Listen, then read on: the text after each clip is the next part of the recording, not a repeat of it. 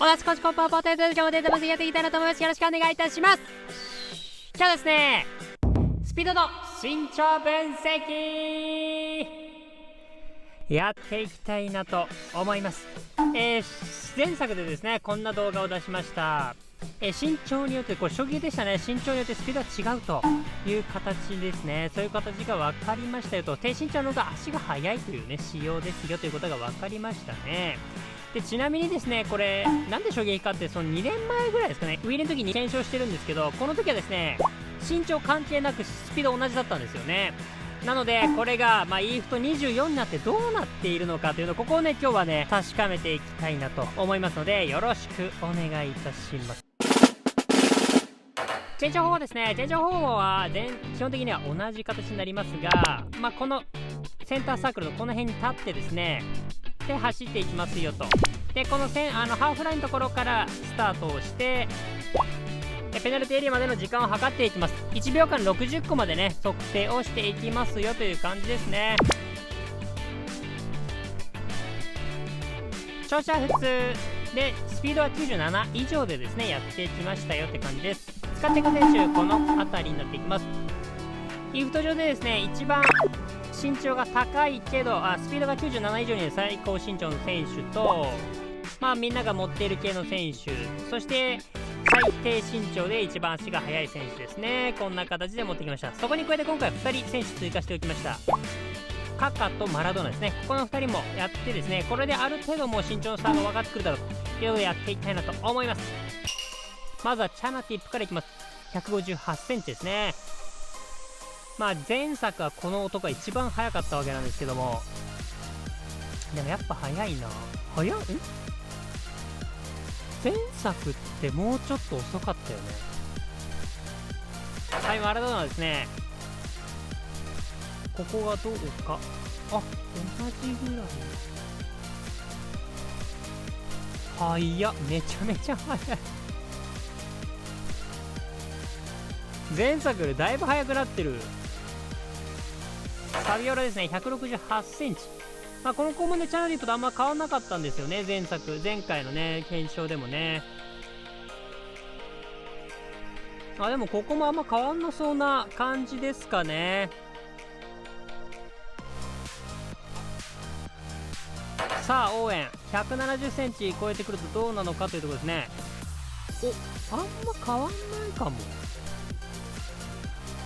でも前回の検証でもここはそんなに変わんなかったから、この後かな大事なのは。ムバッペですね、178センチになっていきます。こうなってくるとどうか。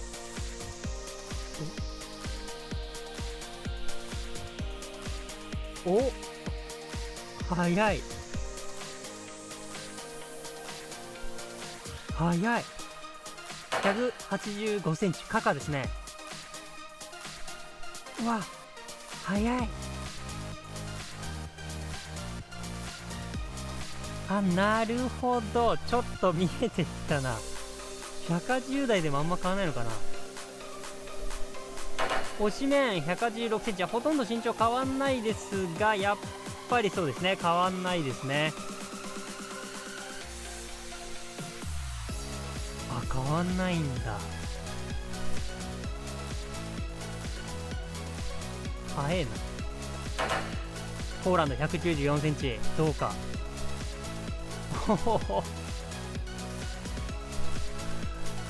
194センチでも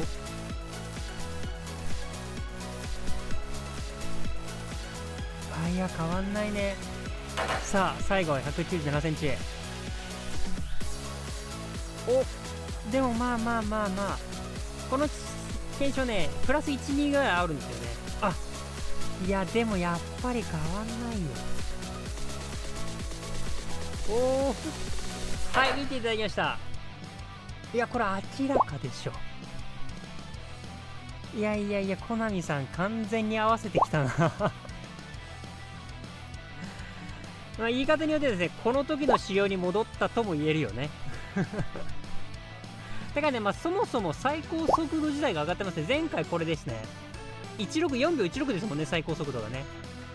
それだけ見てもウィーレのこうウィーレース感というかね、スピード感というのが出てきてますね。そりゃさ、23の時サビオラめちゃめちゃ速かったわけだよね。逆にそりゃ24で高身長もドリブル速いわけだよねそんなところ言えるよね、それは確かに。ちなみにですが、タイムが全部同じだったということはですね、瞬発力、体重、この辺りもね、スピードに関係ない、最高速度には関係ないということも証明されましたね。というところで結論、24ではスピード数値イコール最高速度に戻ったとします。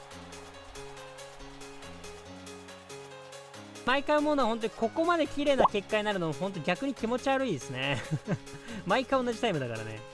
でも検証ってね、普通こんなうまくいかないからね。これうまくいくのめちゃめちゃ少ないからね。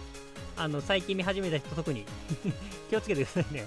でドリブル速度とかね、数値ブレブレだからね、本当にその辺は気をつけてください。これが普通だと思わないでくださいね。で分かったことをまとめておきました。身長差によるスピードの変化はなくなったということ、そしてスピードイコール最高速度ということが分かりましたね。そして体重、瞬発力、そしてディフェンスセンスもね、ディフェンスセンスも関係ないと言えるということが分かりましたね。そしてゲーム全体の最高速度自体が上がったんだよということも分かりました。